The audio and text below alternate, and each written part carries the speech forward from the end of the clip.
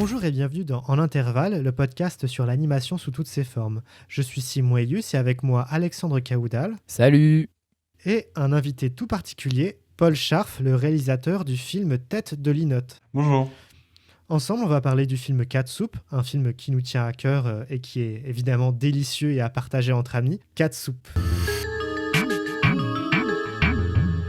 Catsup est un film de Tatsuo Sato, un réalisateur qui apparemment serait un réalisateur un peu exécutant puisqu'il a réalisé des séries d'animation telles que Martian, successeur Nadeshiko ou Uchu no Stelvia, qui sont des séries que j'aime bien par ailleurs mais qui ne ressemblent pas beaucoup à Catsup. Et pour cause, c'est parce que derrière Catsup, il y a aussi un deuxième nom, ou plutôt plusieurs autres noms.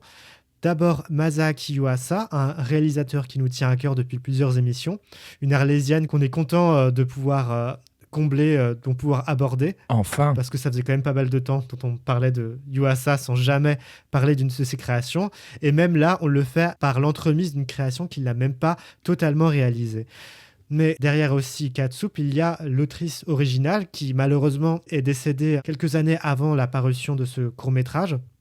Nekujiru, une mangaka assez incisive et pleine d'humour noir. Son œuvre la plus connue, Nekujiro Udon, connaîtra un vrai succès au Japon et par la suite sera adaptée en un court-métrage par l'entreprise Kings Records. Catsup raconte l'histoire. Histoire, c'est quand même un bien grand mot, c'est-à-dire que ce qui compte n'est pas tant l'histoire que le rythme et la rêverie, mais néanmoins une histoire est quand même assez importante arrive, puisqu'il s'agit de l'histoire d'un jeune chat qui, en essayant d'aider sa sœur dans sa maladie, va voguer dans sa rêverie. Les deux chats sont encore entre la vie et la mort et vont faire des rencontres et vivre des péripéties aussi étonnantes les unes que les autres. Paul Scharf, tu as réalisé le film Tête de Linotte, c'est ton film de fin d'études. Et lorsqu'on l'a vu, moi et Alexandre, on n'a pas pu s'empêcher de dire, mais cette personne-là est évidemment influencée par Yuasa. Effectivement, quand on t'a proposé de faire un épisode particulier dans notre giron, tu nous as proposé parmi les films qui t'intéressaient, Catsup. Tu pourrais peut-être dire un peu plus en détail quel est ton rapport avec Catsup et quelle a été ton influence sur ton travail en tant qu'animateur? Ouais, j'aime trop Yuasa. Mais Catsup, c'est l'un des derniers trucs que j'ai découvert de lui. Et je m'attendais pas trop à ça, mais je suis directement tombé amoureux de ce film. Par la suite, j'ai découvert les mangas et je suis encore plus tombé amoureux. C'est un mélange de plein de choses qui me font aimer Catsup et Nekojiro. Les personnages sont très simples, il y a de l'humour et même si c'est un univers assez sombre, on s'attache quand même très fort à tous les personnages. Il y a le style d'animation qui me plaît beaucoup dans ce film. Cette espèce de nonchalance dans les mouvements des personnages, ce petit balancement de la tête qui rend les personnages tout de suite très mignons et assez vivants, même s'ils sont assez peu expressifs. Ça, c'est un aspect dont je me suis beaucoup inspiré dans Tête de Linotte. J'ai ajouté au personnage principal des petites mèches de cheveux pour copier un petit peu ce rendu pour donner le même aspect. Et ouais, ensuite, Yuasa, dans son ensemble, déjà, c'est des thèmes que j'aime beaucoup. Le cycle de la vie en tant que jeune adulte, tous ces petits monstres en général. C'est une mise en scène très dynamique qui me plaît beaucoup, dans le sens où je trouve ça juste fun de faire des films comme ça, quoi. Il y a aussi le shading dans Catsup, la sorte de petite ombre qu'il y a sous les visages, là, dont je me suis beaucoup inspiré et j'ai un peu fait le même rendu dans mon film de fin d'études. Pour qu'on comprenne peut-être un peu plus visuellement, les shadings, c'est bien les ombrages qui sont faits sur les personnages, c'est ça? C'est ça, ouais. J'ai fait mon compo sur TV Paint, avec un petit aérobrush comme ça en dessous les visages. Et ouais, ça ressemble beaucoup. Ok, très bien. Hâte d'en savoir plus sur ton amour et sur ton intérêt pour Catsup. Alexandre, toi aussi, tu as découvert Catsup et ça a été un vrai coup de cœur, n'est-ce pas? Je l'ai découvert pendant les études aussi. Je sais absolument plus comment j'étais tombé dessus, mais sans doute en creusant les filmographies sur MyAnimeList et d'autres sites de bases de données comme ça.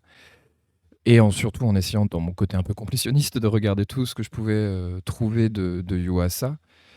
Et ouais, dans l'idée de choc, enfin surtout de confusion. Je sais que c'est un un film la première fois qui m'a tout de suite énormément plu, mais que j'ai vraiment pas tout de suite très bien compris. On reviendra un peu sur, on va dire, sa structure. Un peu éclaté, il fait des allers-retours, je veux dire, à la fois temporel, il pourrait même... il se réécrit un peu. Enfin, puis t'expliquais un peu l'histoire sur, comme ça, un frère, une sœur...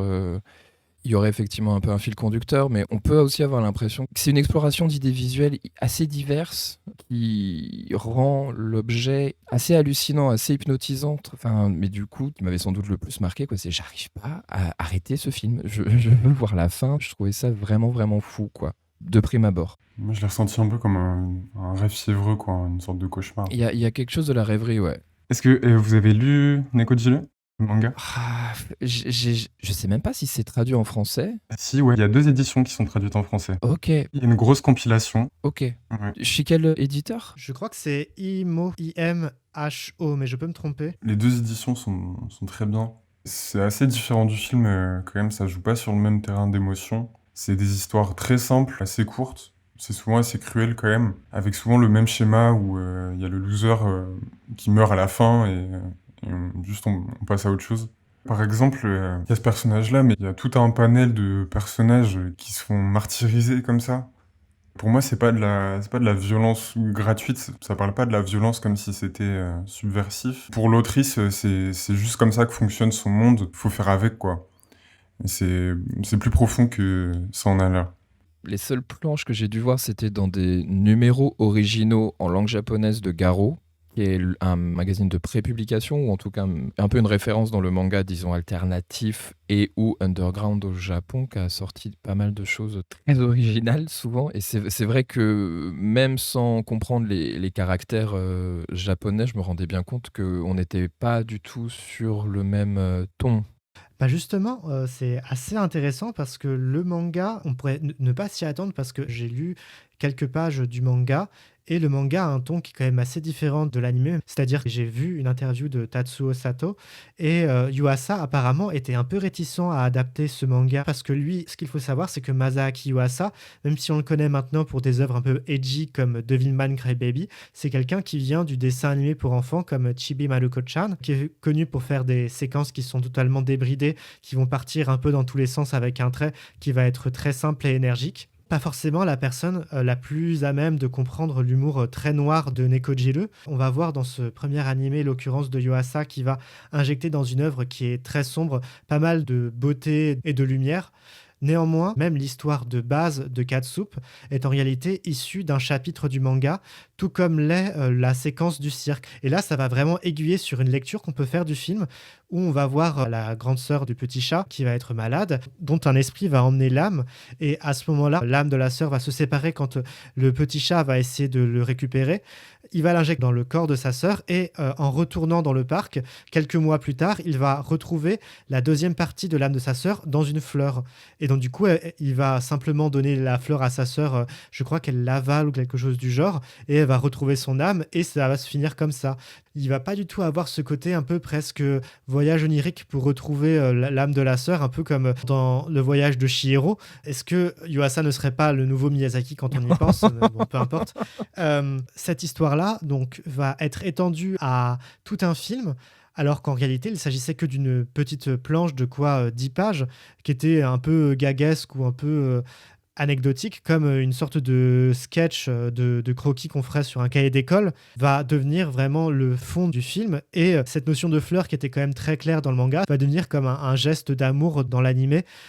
Effectivement aussi, le dieu dans le manga... C'est pas un Jizo? Qu'est-ce que c'est un Jizo? C'est des divinités japonaises. T'en trouves dans Mon voisin Totoro. C'est des divinités psychopompes, donc liées à la mort, au voyage des âmes des morts vers l'au-delà, qui sont en charge des âmes des enfants, d'après ce que je crois savoir.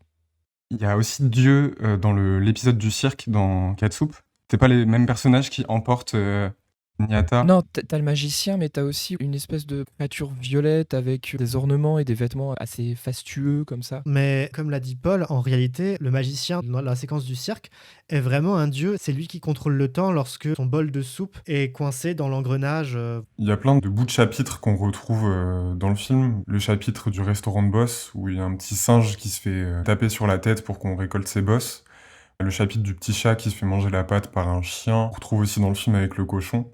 En fait, il y a plein de petites idées et de personnages de la BD qu'on retrouve dans le film et qui sont saupoudrés comme ça à droite à gauche dans l'histoire. D'où cette impression presque de zapping, un peu un film qui passe du coq à l'âne. Enfin, c'est un peu rapiécé, c'est fait d'une manière qui est très captivante. On pourrait retrouver trace de plusieurs des éléments qu'il y a dans le court-métrage dans différentes planches et qui sont pas forcément en plus aux endroits qui sont dans la continuité du manga, quoi. Et justement, il y a déjà ça qui explique pourquoi le film est comme ça, une succession de petits épisodes, mais en même temps unis par la balade de ces deux personnages, mais également ce dieu-là, le dieu du cirque, le dieu qui veut récupérer son bol de soupe, ça va être un dieu qui dans le manga dit qu'il est nihiliste. Le dieu va explicitement dire qu'il ne croit à rien, et d'un coup le vide va se faire autour des personnages. Alors que dans le film, c'est beaucoup plus ambigu. Le dieu, il n'a pas vraiment de pensée aussi profonde. Il s'agit juste d'un personnage de film onirique qui va agir. Et ce qui est intéressant aussi dans la manière dont Tatsuo Sato et Masaaki Yuasa adaptent le manga, c'est qu'il va toujours en tirer quelque chose qui est de l'ordre d'un motif, mais qui est jamais totalement dénué d'espoir ou de gentillesse. Il y a des moments de vraie douceur dans l'animé qui, il me semble, ne sont pas vraiment présents dans le manga. C'était quelque chose qui m'a intéressé parce que Yuasa ensuite va se spécialiser dans les adaptations de manga en plus de faire quelques œuvres originales, sachant que je trouve que ces adaptations sont parmi ses meilleures œuvres. Je pense à Ping Pong ou à Tatami Galaxy, qui sont des œuvres qui sont très très réussies et très belles, et qui ont quand même des motifs qui sont récurrents aussi, avec une forme de gentillesse. C'est comme presque vraiment l'annonce d'une carrière à venir, ou plutôt une sorte de manifeste presque de la part de Yuasa par rapport à ce qu'il va produire ensuite. Et la question que je me posais, c'est est-ce que c'est votre première rencontre avec Yuasa, et en découvrant son œuvre ensuite, est-ce que vous avez fait des ponts avec ce premier film qui serait Catsup? Je saurais plus précisément quand est-ce que j'ai découvert Yuasa ou avec quel film j'ai découvert Yuasa. Je me demande si c'était pas Noiseman Sound Insect de Koji Morimoto, sur lequel Yuasa est à la fois responsable de certains des designs, les designs des personnages et également directeur de l'animation.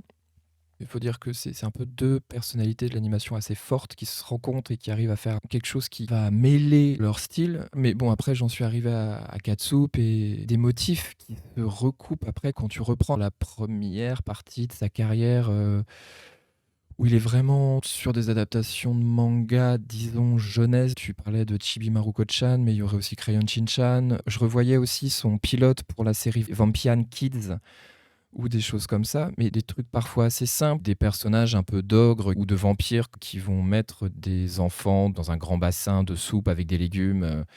C'est des choses que tu retrouves. T'en parlais, Paul, aussi, l'idée du cycle du temps. Le cycle de la vie. C'est ça, sur lequel tu pourrais aller en avance rapide et en recul rapide. À ce moment-là, d'ailleurs, dans Catsup, il utilise un effet très peinture à l'huile, où tu sens fort la brosse du pinceau, et c'est quelque chose que tu retrouves dans pas mal de passages de Mind Game, qui sort 3 ans plus tard, en 2004, dans la super belle scène d'amour entre Nishi et Mion. Il y a déjà des choses, ouais, dans Catsup, où on sent que Yuasa s'affirme, quoi. C'est plus seulement cet animateur clé ou ce designer qui travaillait un peu sur les scènes d'action des films Crayon Shin-chan, déjà sur des univers enfantins, avec parfois des pointes de maturité très curieuses. Enfin, en tout cas, en tant qu'occidental, je sais que de voir des enfants qui font des blagues avec leurs zézettes, c'est toujours un peu désarçonnant. C'est rigolo, mais ça tiendrait presque plus d'un South Park que d'un dessin animé pour enfants plus commodément européen. Il me semble bien s'inscrire dans ce que je verrais, moi en tout cas, plutôt comme la première moitié de sa carrière, ouais. Alors moi, c'est pas ma première rencontre avec Yuasa. Il me semble que j'avais commencé par Ping Pong. Finalement, Catsup, c'est l'un des derniers trucs que j'ai découvert de lui. Mais c'est vrai qu'on retrouve déjà certains thèmes récurrents. Il y a ce jeu avec la réalité, le retour dans le temps, où on comprend jamais trop où on se situe. Le cycle de la vie, encore une fois, avec ce plan du dinosaure qui vient nourrir ses bébés, qui, avec leur déjection, vont faire pousser des graines, qui vont devenir des plantes, qui elles-mêmes vont se faire manger par d'autres animaux. Et tout ça, ça va avec son bestiaire d'animaux et de monstres un peu absurdes, où on voit déjà qu'il prend plaisir à les faire évoluer, et à les faire vivre, à les faire bouger. Enfin voilà, je trouve qu'on retrouve déjà pas mal ça.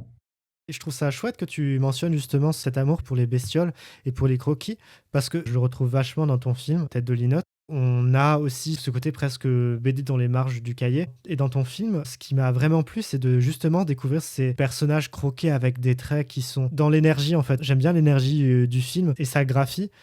Et je trouve que Yuasa, c'est quand même un type qui va vraiment travailler une forme d'énergie, qui va donner une forme d'attrait pour ses créatures et ses monstres. Dans ses productions les plus cadrées, comme Ping Pong, Tatami Galaxy, etc., c'est plus des personnages que des créatures un peu croquis qui fait plaisir aussi avec Yuasa, mais qui s'exprime beaucoup plus dans ses courts-métrages et surtout dans Kaiba, qui est peut-être son œuvre qui est la plus tarabiscotée scénaristiquement, je trouve, mais où on retrouve vraiment son amour pour les personnages en forme toute simple, qui sont pleines de névrose et de méchanceté, et par lequel, en fait, à travers un regard d'artiste qui est quand même très bienveillant malgré tout, même si c'est difficile de dire ça des films de Yuasa parfois, parce que je sais que, par exemple, j'étais tombé sur une critique assez acerbe de Mind Game qui mettait en avant sa misogynie, etc., ce qui est sans doute vrai d'ailleurs, parce que le film au début est quand même très très potache. C'est pas faux, ouais. Il a un petit problème avec les poitrines.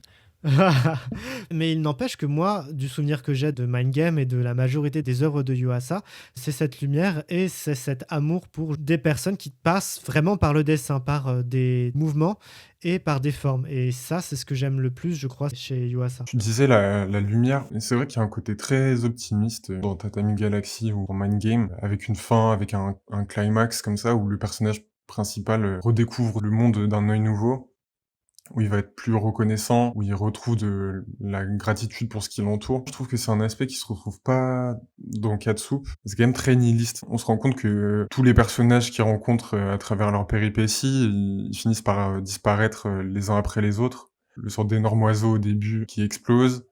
Il y a le cochon qui meurt, l'éléphant qui finit par se dessécher. Même le personnage de Dieu, il se préoccupe que de sa soupe, en fait, quitte à créer un déluge dans le monde entier.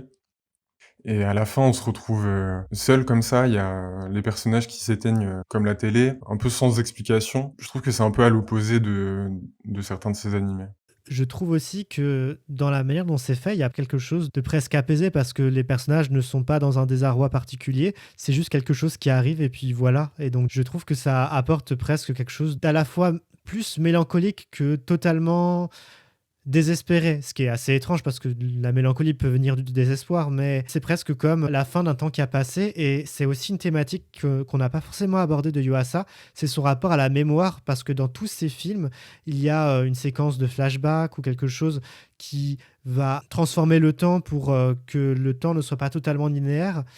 Dans Katsup, il y a pas mal de flashbacks, notamment je pense à une séquence avec un poisson qui va se faire hacher par des samouraïs pour finir par revenir sur la plage et être recueilli par le personnage du petit chat qui va se faire frapper par sa mère dans la tradition de Nekojiru qui est très très optimiste, on l'aura compris.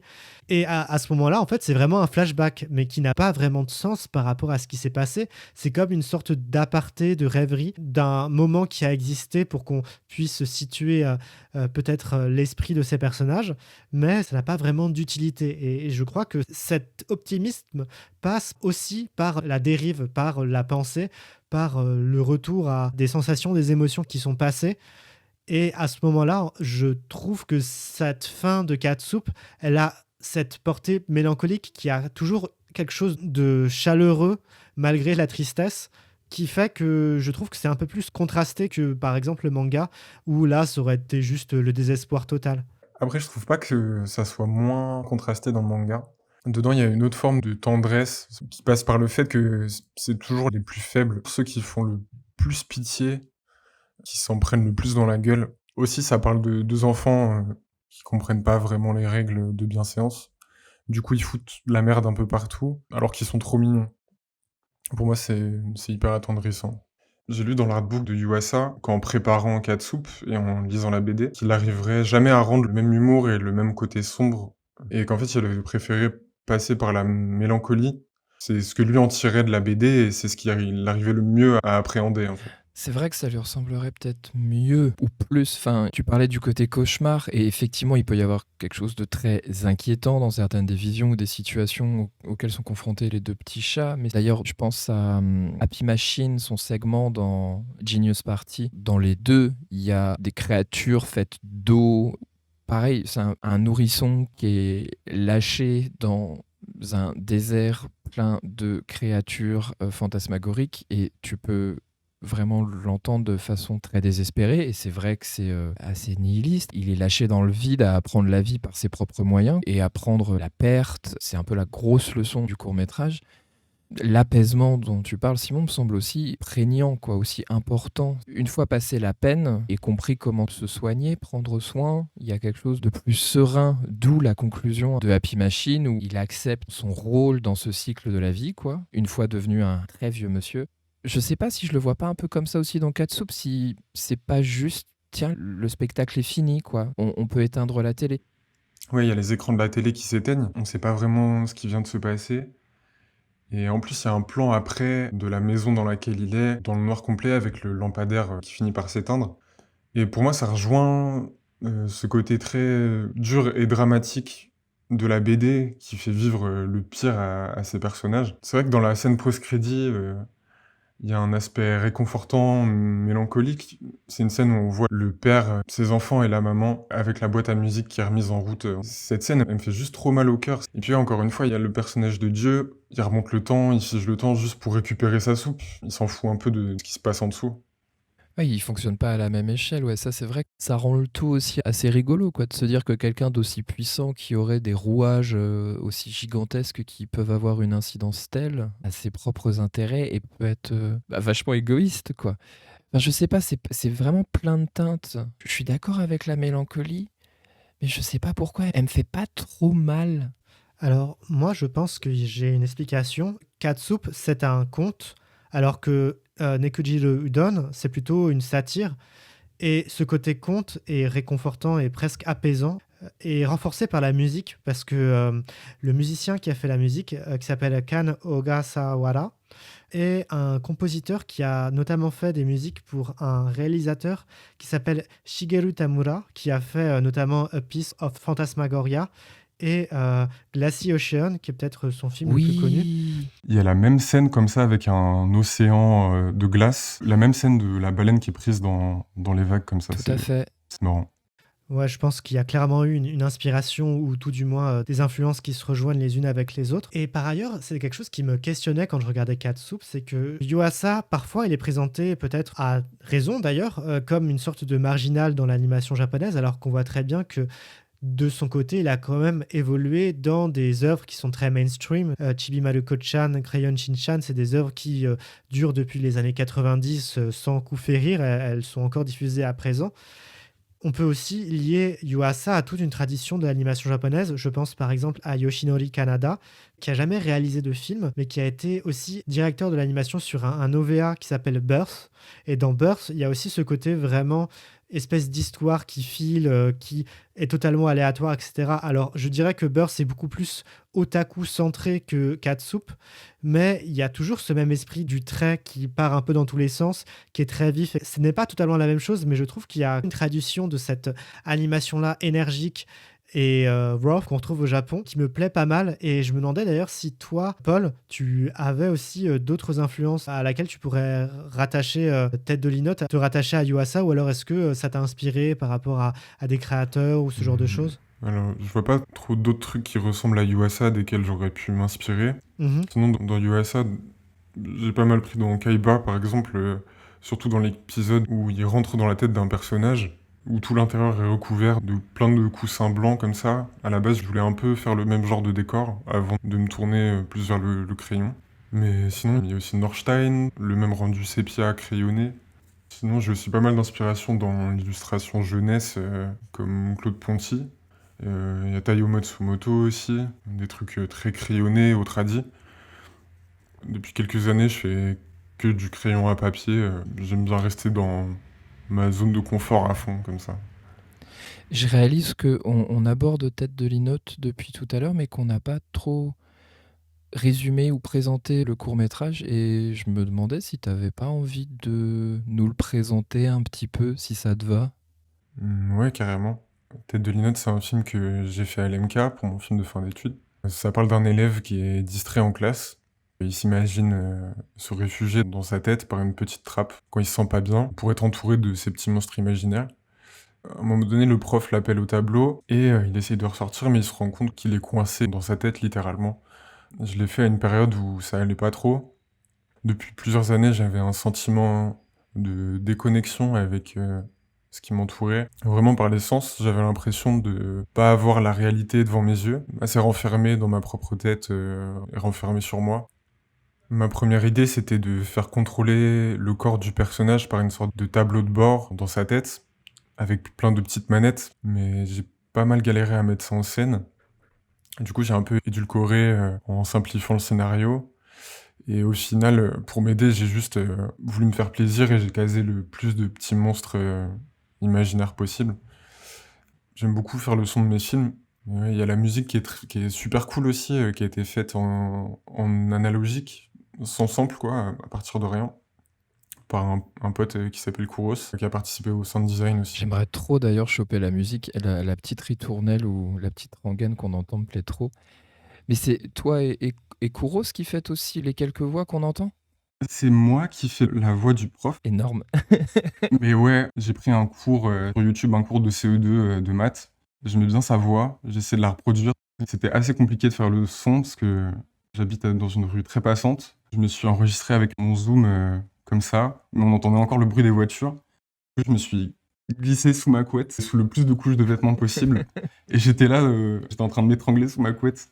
Ouais, et c'est ma copine qui fait la voix De Colin? non, du petit bonhomme, qui est de son ami imaginaire. Pour faire sa voix, je sais pas trop comment diriger des acteurs. J'ai du mal à faire des voix dans les films.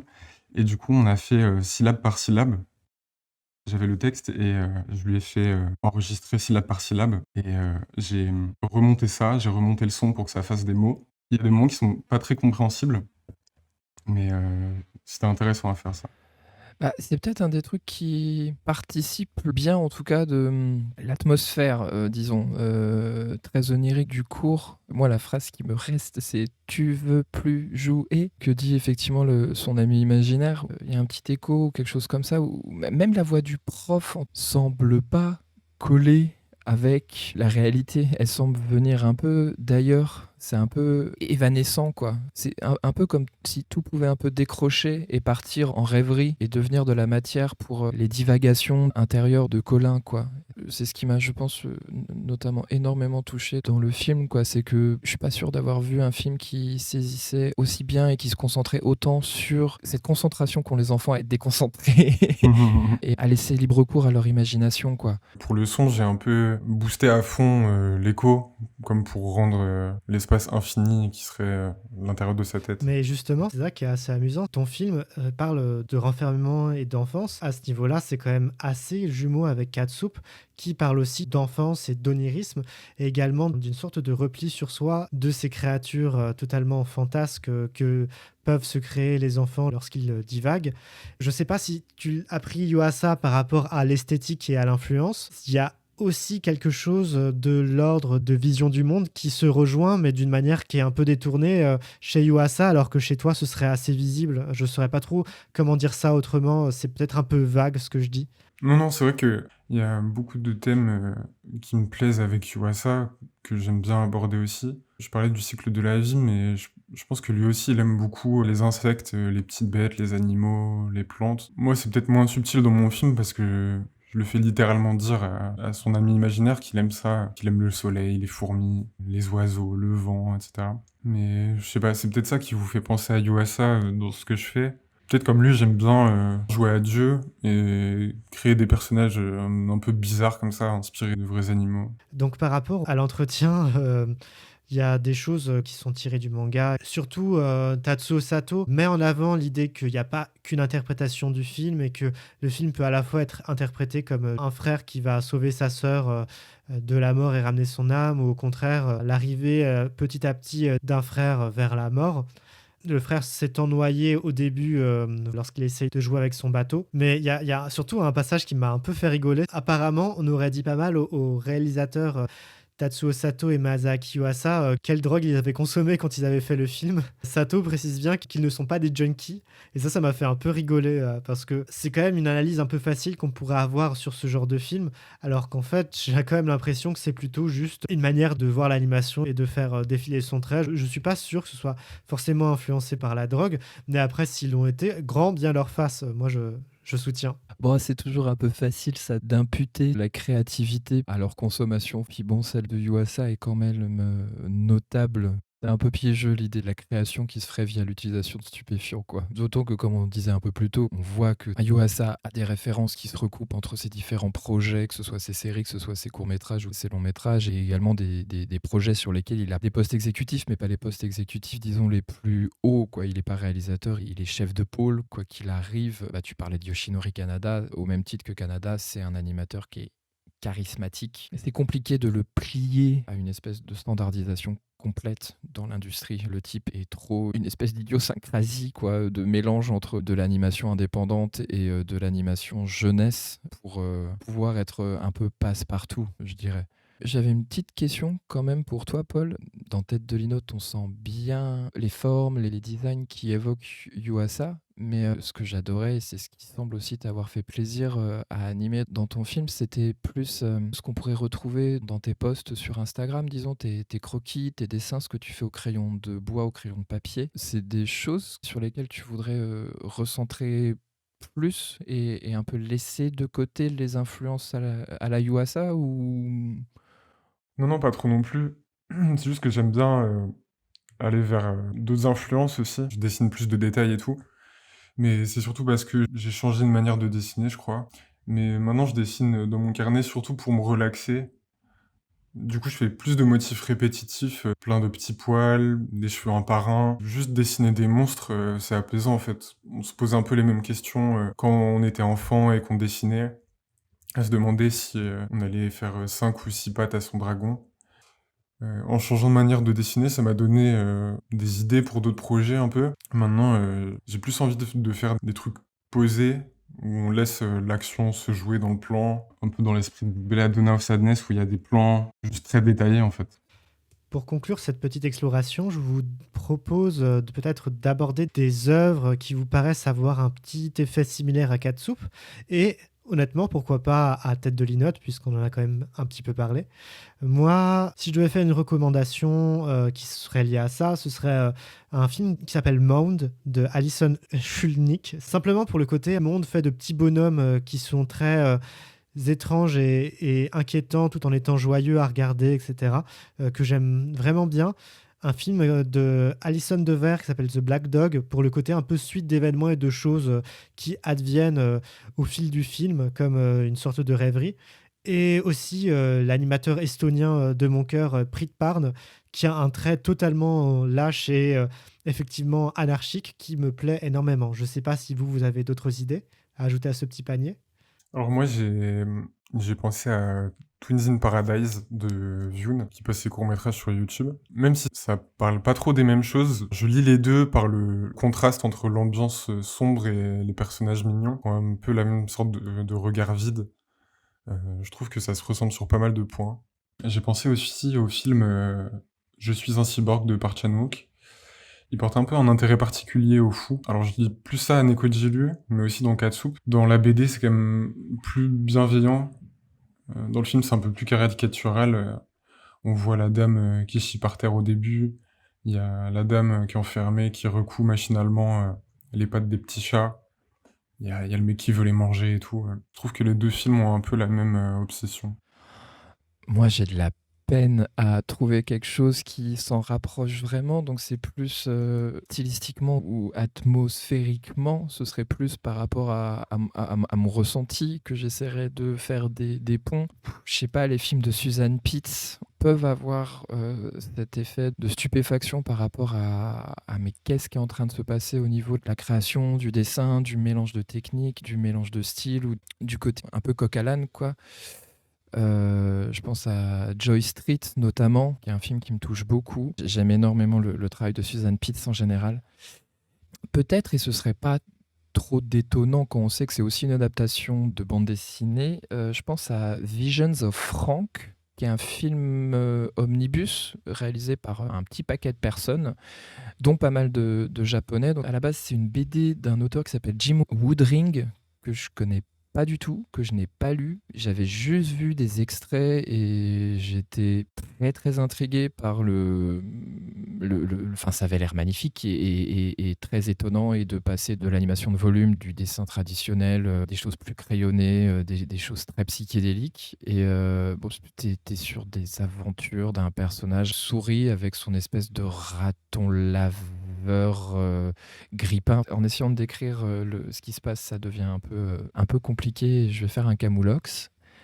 C'est compliqué d'essayer de trouver quelque chose qui se rapprocherait de... Il n'y a guère que Yuasa qui ressemble à Yuasa, quoi. C'est compliqué, mais on aura essayé. Donc, je vous propose qu'on arrête ce petit tour d'horizon de Catsup et qu'on passe aux recommandations.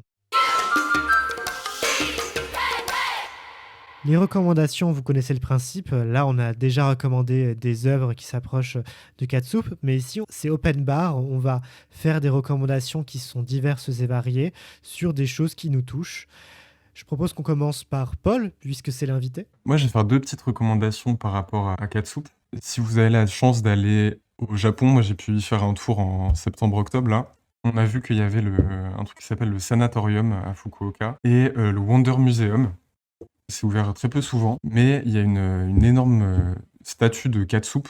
Et au Sanatorium, c'est une sorte de bar-café scientifique, un peu gore, qui est trop beau, et où il y a plein de merch de Nekojiru, où j'ai acheté plein de petites cartes et un manga en japonais que j'essaie de traduire, mais c'est très compliqué, c'est vraiment juste pour l'avoir en collector, quoi. Deuxième petit truc sur Nekojiru, il y a une super vidéo d'une youtubeuse qui s'appelle Mara, qui s'appelle Social Isolation and Empty Eyes. Et ça parle un peu de toute l'œuvre de Nekojiru, de Catsup et du docu qu'il y a sur Nekojiru, l'autrice. Elle a une super analyse, c'est super intéressant. Et enfin, une petite recommandation perso. En ce moment, je lis le manga The Fable de Minami Katsuhisa.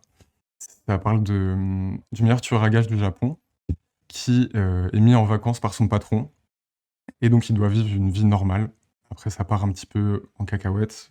Et c'est super drôle. C'est des dessins très réalistes. J'ai l'impression qu'il prend beaucoup de photos références.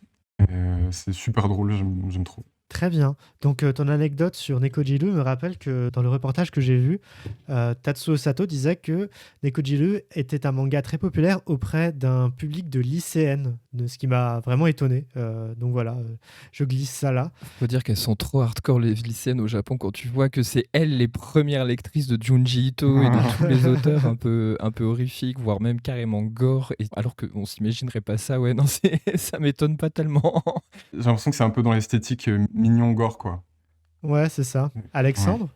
Alors moi, c'est un peu plus à la fois coup de cœur, à la fois recommandation. Les coups de cœur, ce serait, là, il y avait dernièrement le festival Cool Sing à l'Antipode à Rennes et j'étais très content de voir que dans leur programmation, ils avaient invité le groupe de post-rock japonais Mono, qui est un peu une institution.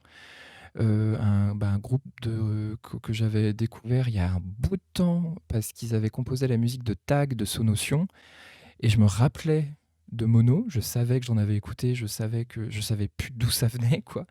Et c'était un super concert. J'ai plané pendant une bonne petite heure, c'était superbe, les envolées de riffs de guitare qui hésitent un peu entre le shoegaze et le métal un peu doom, c'était vraiment super. Sinon, je suis allé voir Arco de Hugo Bienvenu et je m'en suis pas remis. J'ai trouvé ça superbe. Ça faisait longtemps que j'avais pas vu des décors et des fonds aussi détaillés, aussi foisonnants. C'était assez magnifique et je trouve l'histoire... bon, c'est assez galvaudé, mais c'est ce genre d'histoire qui parle sur différents niveaux et qui, je trouve, sont très très bien écrites pour des tonnes de public. Ça me redonne envie de faire de la médiation en classe, quoi. Et bon, voilà un film vraiment assez luxuriant et très émouvant. Et en recommandation, c'est plus, étant donné que je travaille de nuit, j'ai beaucoup l'occasion d'écouter des podcasts pendant que les gens dorment. Et j'ai découvert un podcast qui est maintenant interrompu, mais qui m'a personnellement beaucoup intéressé. Alors, c'est une équipe de bordelais de personnes LGBT qui sont à Bordeaux et qui abordent pas mal de cinéma. Donc moi, ça recoupe avec mes intérêts, mais aussi des figures de l'activisme LGBT en France, donc notamment un entretien assez passionnant avec Hélène Azera, une femme trans qui a été hyper importante dans l'activisme parisien des années 70 et qui a également été très importante pour la promotion des musiques populaires francophones et arabophones à la radio. Et, si je dis pas de bêtises, elle était sur France Inter ou France Culture, je ne sais plus. L'entretien est passionnant et bon, bref, après, c'est juste des gens qui causent de leur point de vue, de leur goût. Un entretien avec Alain Guiraudy aussi qui est vachement intéressant. Enfin bref, j'ai pu piocher comme ça des choses et j'étais content de tomber sur ce podcast complètement par hasard. Très bien. Moi, de mon côté, je vais vous recommander quelque chose qui est dans la lignée de ce dont on a parlé, c'est-à-dire le film Un garçon nommé Charlie Brown. Donc, comme le titre l'indique, il s'agit d'une adaptation de la BD Peanuts de Charles Schulz, qui a été adaptée par Bill Melendez, qui est la personne qui va chapeauter l'image des Peanuts en animation pendant quelque chose comme 40 ans. C'est-à-dire que ça va être la personne qui, après ce film-là, va réaliser dans son studio d'animation presque toutes les œuvres, qu'il s'agisse des films, mais également des téléfilms Peanuts. Et c'est intéressant de voir d'où va venir tous les tics qui vont être associés aux Peanuts, parce que je ne sais pas si vous le savez, mais la BD Peanuts et les films Peanuts ne sont pas les mêmes choses. La bande dessinée est vraiment dans le gag un peu caustique, etc. A aussi beaucoup plus de place portée à Snoopy, qui a une voix, a une pensée et qui va être beaucoup plus cinglant que dans l'animation où dans le dessin animé, Snoopy va être une sorte de mascotte qui va agir comme une sorte de petit farfadet, qui va faire des bêtises et qui va mettre le boxon, qui va faire un peu ce qui lui passe par la tête sans qu'on ait une vraie intériorité. Il va aussi y avoir quelque chose de beaucoup plus minimaliste, de beaucoup plus ancré dans l'enfance, alors que les Peanuts, il y a ce côté un peu adulte, enfant dans le corps d'adulte qui est toujours dans le dessin animé, mais qui est un peu atténué par le fait que ce soit de vrais enfants qui y jouent. Le film Peanuts raconte l'histoire de Charlie Brown qui, parce qu'il ne se sent pas vraiment à la hauteur, il se sent un peu négligé. Il va participer à une compétition, il s'agit d'épeler des mots. Contre toute attente, il va être plutôt bon. Et ce qui est assez chouette dans ce film, c'est qu'on sent que c'est un film qui n'était pas vraiment fait pour être un film de long métrage de cinéma. L'histoire, elle tiendrait en 40 minutes, honnêtement. Et donc, du coup, il y a des tas de petits à côté qui sont rajoutés. Il y a des séquences musicales. Il y a une séquence musicale très, très belle, par exemple, avec Schroeder, un de mes personnages préférés, qui va jouer une musique classique avec, pour l'illustrer, des peintures qui vont s'inspirer de l'art religieux orthodoxe. Il va y avoir une séquence un peu psychédélique avec Snoopy qui va s'imaginer faire une partie de hockey. Tous ces petits à côté donnent un vrai charme au film, je trouve, et apportent vraiment une singularité en termes d'animation, tout en ayant un rythme un peu lancinant, assez minimaliste dans sa manière de construire les plans, qui rappelle un peu des téléfilms. Et d'ailleurs, la majorité des films Peanuts connus sont quand même des téléfilms. Et on le voit déjà dans ce premier film. Et je trouve que ça donne quelque chose d'assez cosy, d'assez mélancolique aussi, ce qui est quand même quelque chose qui est pas mal associé aux Peanuts, qui est renforcé par cette adaptation qui, avec aussi un thème doucement jazzy, donne l'impression d'un programme sur lequel on tomberait un après-midi et qu'on laisserait tourner comme les films Astérix quand on est enfant. Et c'est un film que je recommande vraiment, même si vous aimez la bande dessinée et que vous êtes un peu effrayé par les différences avec la bande dessinée, puisque ce n'est pas la même chose, comme je l'ai dit. Il y a quand même des choses assez belles à trouver et je trouve que c'est un film qui se regarde très bien l'hiver pour reprendre un peu du peps et se réchauffer avec une bonne couverture et du chocolat chaud. Voilà, en intervalle, c'est terminé pour aujourd'hui. Je remercie évidemment les habituels, le Calvin Ball Consortium pour l'hébergement. D'ailleurs, n'hésitez pas à souscrire au Patreon pour pouvoir financer ce podcast et bien d'autres. L'association regorge de podcasts plus intéressants les uns que les autres. Je remercie Croquis pour le logo et évidemment, je remercie Paul Scharf pour sa présence. Merci beaucoup d'avoir été là. Ça a été un plaisir d'avoir. Merci Paul. Merci à vous pour l'invitation. Merci. Sur ce, je vous dis ciao et bon vent. Ciao.